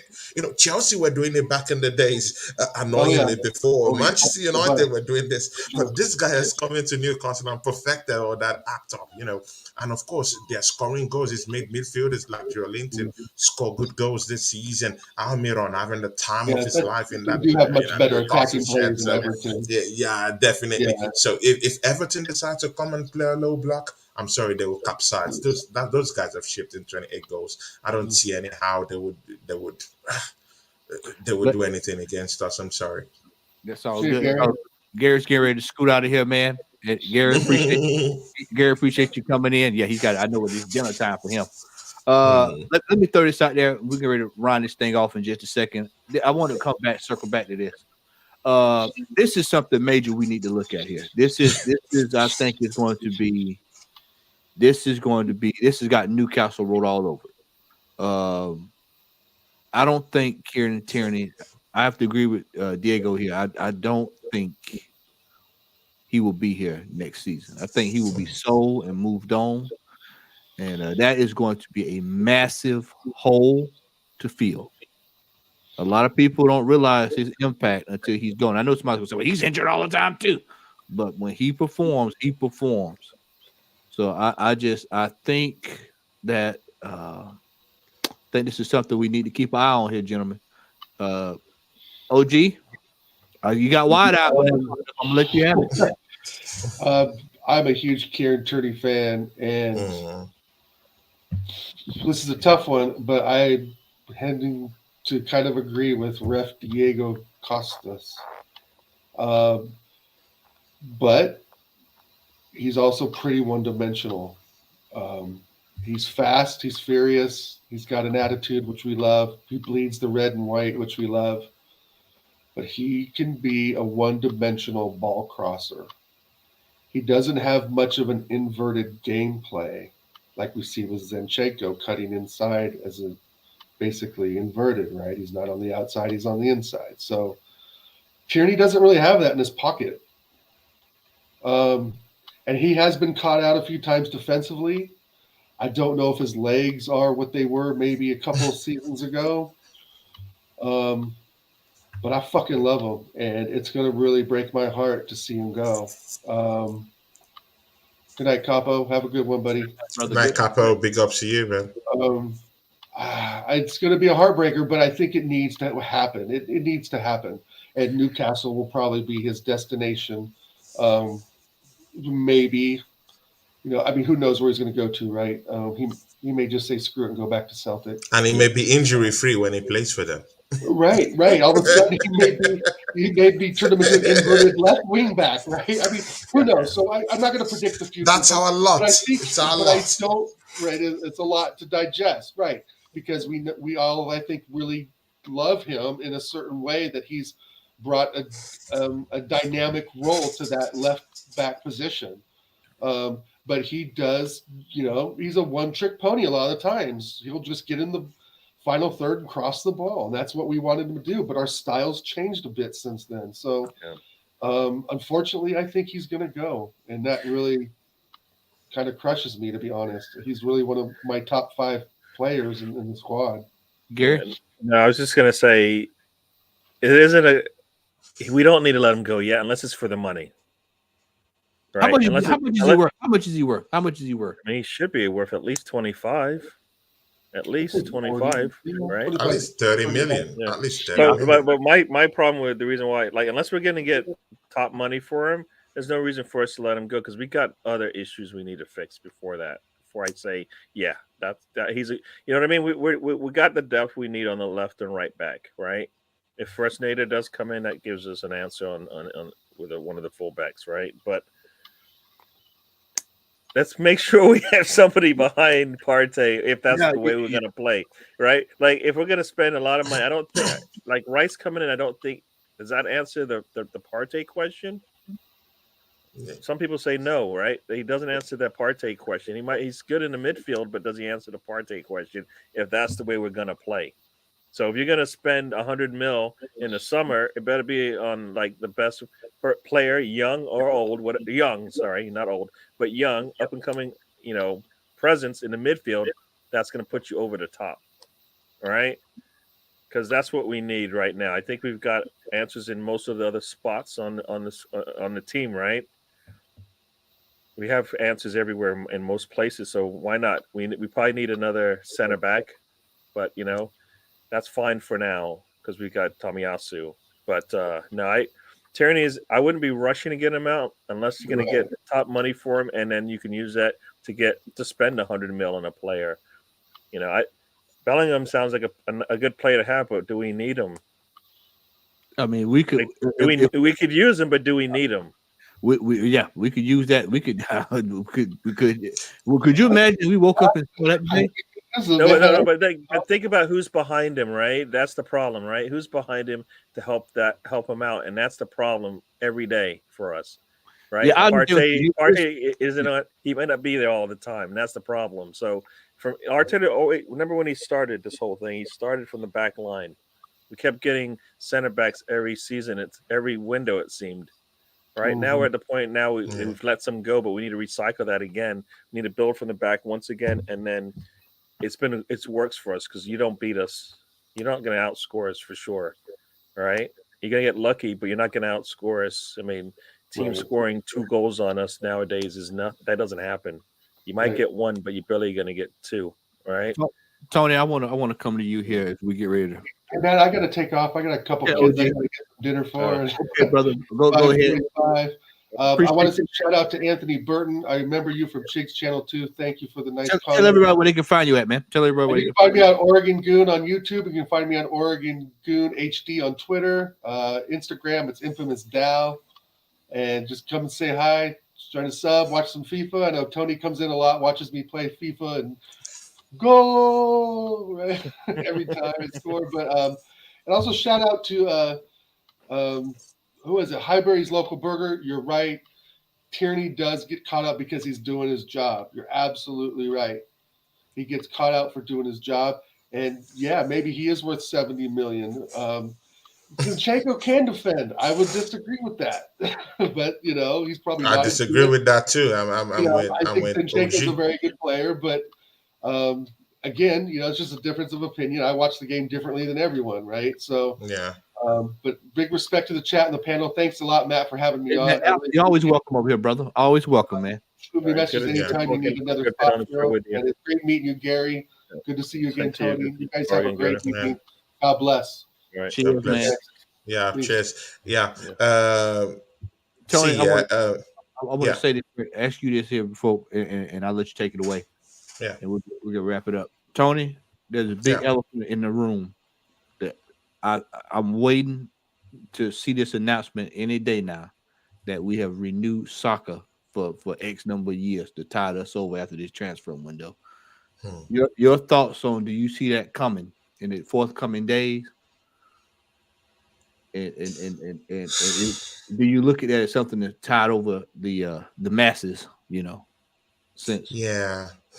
See, yeah, that soccer deal, it's a very difficult one to actually confirm right now because see, yeah, out of every other younger player that were trying to tie up deals for them, like Gabriel Martinelli. We've actually tied that one. I've heard about that. That should be coming up anytime from now. He signed already, I thought. It's signed it, but it's not official from the club yet. He signed. They showed him. I thought they showed him with the pen in his hand, right? It has, see, bro. It hasn't It's been done. confirmed If he's from got a pen Arsenal. in his hand, it's hey, you know how we roll. It got to be on the website. I don't Matt, need to see the video anymore. Got to be on the website. Hey, Gary, you look up Gary. He'll be playing for Real Madrid. You'll be like, what the hell happened here? So they lied to us. Matt, we've been down this road before. You know what we're talking about, Matt. You know it. Yeah. But the thing there is that I heard that Martinelli, has signed that contract already, but it hasn't been announced by Arsenal. But look here, other players like Martinelli, you know, other players that are out of contract, Saliba. We've been hearing about their contract. They would sign a contract. They are talking to their agent. We're hearing the news out there. Why is it that we're not hearing Saka's news out there? There's something wrong. And this is what people are not prepared to really get to soak it all up in. Martinelli, that news is out there. At least in every week you would hear it. Oh, he's about to sign a deal. That Saliba, the news about him is that his agent is going to take care of it. He's just concentrated on football. When last have you heard about Saka in the news? For me, in the past 1 month, I've not heard anything from it. So from them, from the camp or from Saka's camp. So there's a big problem down there. Ideologically, there's something wrong. I don't know what the problem is. I think maybe Saka is trying You to. just said what the problem is, though, Tony. We like to drag these things out. We like to spend like What's 5 our favorite days word, Tony? What's our creating a favorite word? video for What's like our 30 word? seconds. What's Right? We like to do things Hey, big. Haggling. That's it, haggling. Haggle. That's it, haggling, boy. Dither and haggle. No, you Yeah. can't be doing what you're. We can't And be now- doing what we're doing and not and now we're be haggling signing with the these young young kid. players. I'm sorry. Nah, We're that, haggling with the young kid. nah, I That's don't believe that's so. I that- think, like you said, there's no rush. One, as I said, told somebody all the time, there's no rush to do that in January window. Why do we? I don't care what we do in a January window with our established players, right? Because that's not the time for them just yet. The time for them. Hey, I mean, Gary, call that man out. You know who it is. Call his name out. Tell who you told that to, because he probably watching it. Call him out. Tony, is that because I Yeah, always call him out? yeah, it was Tony. Yeah, Yeah. yeah. I call Not a you, couple Tony, people but out. So Tony. I got a long list of people I call out, but like, no, I don't think this window, like January, is not the time for it. Yeah, you might hear it on Wednesday. You know, you might hear something big on Wednesday just because like we're all feeling down. I don't think Jorginho's that bad, but I don't think it's what I think they should have got. Right, they should have gotten better, Yeah. but they probably will let this thing die down a little bit and then bang hit us with either some new gear or the signing that we want to see or the video for Martinelli. But we need Well, there's no way Saliba, Martinelli, and Saka they can't. Nah, you might as well you might no, as but well why just we pack your no, bags and go. why are you so overconfident about this? You, Saliba hasn't even signed a deal yet, mind you. We you just know what? If you're doing activated. your We job, they just cannot go. I'm Wait, sorry, Tony. no. Why? Say it again. Say if Why? you doing what? Why? If You're you doing doing your what, Gary? job. Those three Why? players aren't going anywhere. Whose job is that to make sure these contracts get over the We'll line? find out if it happens or not. But No. that dude's got Gary, no. That's an easy one. You can't. Gary. Gary. That's a slippery slope. I'm about to There's zoom no in slippery slope. on that one. I gotta There's zoom in no on that one. slippery slope.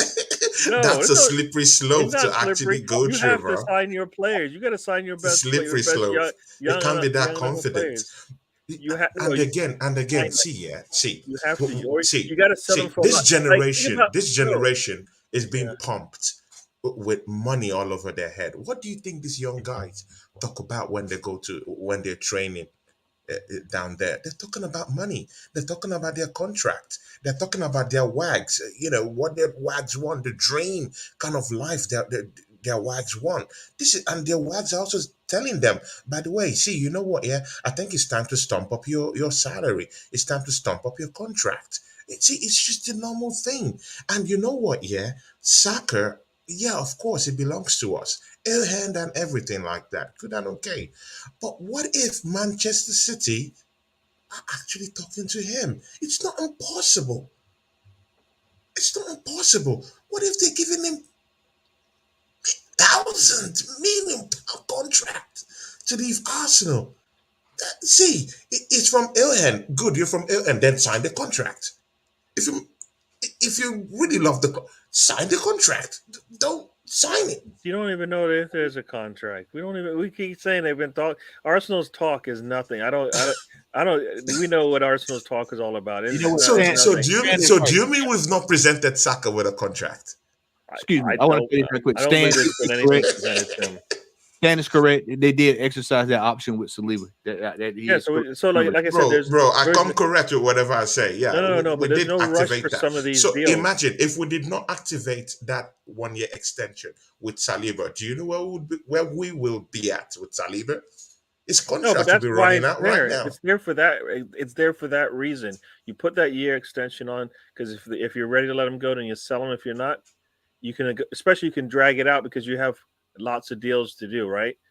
We had Gabriel had to get signed. That happened. Martinelli now, and now between Saka and Saliba, those are the two that need to come next. Right. The two big deals. They're going to drag this out. There's no reason to rush it unless if they rush it, at least they'll save them some money, right? Because tomorrow it'll cost more, right? That's the problem with waiting, right? When you wait to sign your big players, the next time they come due, it costs more now for them. That's the only problem you have. But Gary, we have haven't the we money. learned our lessons from keeping things too late? Haven't we learned our lessons? Nope. Look at Nope. this Ozil deal. Look at the Ozil deal. Look at how we were held up by that deal. Look at the Aubameyang Are deal. you How trying to we're compare? Are you held trying to compare? hostage. You're No, trying to compare I'm just saying Saliba that and money. Saka and No, I'm just saying Martinelli that money. to I'm just Ozil saying that deals, no we're in matter a how much you pay them. generation. See, Yeah. Gary, I'm just saying that we're in a generation that worship money. Money talks now, bruv. Money talks. And this can change anything at any time. Look at Caicedo. He was playing for Brighton. It was okay. But when Arsenal came, the loyalty switched up all of a sudden. See, you know what, yeah, Gary, we've been through this. We know this. We're Arsenal fans. Let's don't be naive about these things, yeah. We know what's going on, yeah. It's all about the money. It's nothing else. It's the money. That's the problem. Stump up the cash. Put up the cash. There's Give no these reason to guys put the the cash contract out they though. want. And Hey, Why are hey, you rushing something that hey, doesn't need to be hey, hey, rushed? hey, let me say this. Let me say this. If Real Madrid pull up tomorrow and say we want to drop 120 on soccer, you want to see some head turning? Which way should they go? Should they sell him for the 120? They should go ahead if Arsenal wants to keep soccer, which I honestly think this will get worked out. They need to go ahead. Well, first off, this should have been already done. That's the Doesn't first. have to be done. It should have already been done. It should have Why? serious, Gary. yeah, Gary. Why Gary, does it have I'm to be shocked you're saying done? this, Yeah, man. Why because does it Gary, have you to go be done? Gary when you have A when you have big, when a big you contract should have been done, yeah, signed, sealed, and delivered, and yeah, allow these kids to just focus on their football. I don't know, Gary. I really do think that it's an urgent matter. yeah. I will beg to differ with you. I I love the banner always between y'all two, by I the way. support what you say, but with this one, I'm sorry. I'll go. I'll go against you with this I, one, I, Gary. I I'm love the sorry. banner between y'all two. I I do love watch Spurs your and Tottenham. shows and everything. I like your Hey, Monday shows that you do, hey, but Gary, I you love know, Spurs and Tottenham. I'll go. I'll just slightly, drag myself out of this one because I really do think that this deal should be signed, sealed, and delivered to that this young kids because they're young. These are not like 25-year-olds that have lots of experiences in dealing with things like this. And maybe an Aubameyang, maybe a Zaka, maybe Thomas Partey can, show that this type of traumatic things that have to do with money and all that stuff. But when it comes to these young kids, they can snap at any time. Just look at Caicedo, who just came in and he just started singing songs, handed in a transfer request from a club that brought you out of poverty. Do you want to tell me that he owes Arsenal anything? No, he doesn't. He owes Brighton everything. And look at what he did to them. And it's because of money. It's nothing else than money. When a money filled generation, their heads are blocked with money. That's it. If Man City come to Saka and Saka says, "Oh, you know what? You're offering me what I need. Good and okay. You're offering me trophies. You know what? It wouldn't be bad to just go to Manchester." Yeah, yep. All right, we're gonna end on this one. Hybrids local badger. They need to rush their leaving and soccer signing. I don't want to see the club penny pinching. It is an urgent matter. Reward these with good wages. You like to use the word That's haggling, Matt's haggling, that's Matt's go-to word. Penny pinching. penny pinching, Penny pinching. low flea market and flea market settings. You know, Penny hand me pinching. down. Tony, you got any brothers in the family members and the brothers and sisters. You know when Yeah, sure. the hand me downs. You Yeah, get and one downs, shirt come all yeah. the way down, one shirt come all the way down the line. That's how Arsenal is. We just look with hand me downs and handouts or whatever fall to the ground. Oh man, Yeah. Yeah. fellas, I have thoroughly enjoyed tonight's banter and conversation. This True, was man. They're refreshing. fun. Yeah, it was great, man. It was great. We made light of a piss poor Most situation. Gary and also OG too. These Yep, two. and brother Oregon as well, man. It Perfect. was great to get him on. Uh, Tony, what do you have coming down the pipe, man? Tomorrow, I'll be okay. Tomorrow I might be free. Tomorrow, it will be real talk time. I might just get in a guest. But on Thursday, I will be with this mouthy Tottenham Hotspur fan. Gary knows this guy. That's the only I don't time know how Gary you shows up do to my. that. Yeah, I don't know how you do. Part of me wants to go on a show with him, but part of me like enjoys just kneeling him in the chat. Deji, I Is out of this world. yes, So I'll be with this mouthy Tottenham Hotspur fan. He's also my friend, actually, a great guy, inside and out. But of course, we go at it every time on Thursday. So, I'll be having that show. It's called The Minority Report. It will be I think episode 18, if I'm not mistaken. And it's my flagship show. And on Friday, I'm thinking of bringing in Ola. Ola of the Fight Week channel will be reviewing the Everton match. There's a slot for Matt to come in Oh yeah, tomorrow. I'm at the Because I come used through, man, to, so I can get a chance. it would be nice to have you on the show. Like we've talked about being on each other's shows weekly. So there'll be a slot tomorrow if you would like to pop in. It would be it would be highly valued if you come in and just chop it up with us and talk about this transfer market again. Look at our match against Everton. Find a way forward in terms of our gameplay and how we can be able to concentrate and mold this team to win it that goddamn title. Yeah. Tell everybody where they can find you at, Tony. Yeah, it's very simple, guys. Matt is a friend of mine, big friend of mine, and we've become brothers. At the end of the day, we're always teasing each other, and even today, the transfer market, he dropped me a voice message. Anthony Jorginho in the house. You know what? Yeah. See, it's very simple. You just catch me on Tony Claude Gunner TV. See, yeah, I run a very positive channel, but the thing there is that this transfer window has made me, drop my standards. These guys, yeah, Arsenal, Arsenal, they've made me drop my standards too badly, and it's all because of Edu and this negativity, surrounding signings. But you know what? You can always catch me if you want to, just talk football on my channel. It's Tony Claude Gunner. They're the same name I have here, Tony Claude Gunner TV. On Instagram, also Tony Claude Gunner TV, and on Instagram, where I, troll fans of rival fans, Tottenham Hotspur fans, Man United, and even Man City. I've told these guys that we're going to win the league this season. They've lost their heads because of it. So, they come down there to see me fail. So, just come down there to support me instead of to see me fail. And, let's do great things together, and I'm someone who's very, very open to people coming to my shows and, talking about Arsenal and everything. DWTT, Gary, I need you down there on my show too, man. It's been nice to come talk football with you, my brother. One of these days, I don't know when you'll be chance, but next week I'll be looking on bringing you to the show, my brother. If you're going to oblige that, it would be nice for you to let me know. So, yeah, that's all. So, catch me tomorrow with Matt if he agrees to come to the show tomorrow. I would I'm gonna try to get discuss through the that. time with him.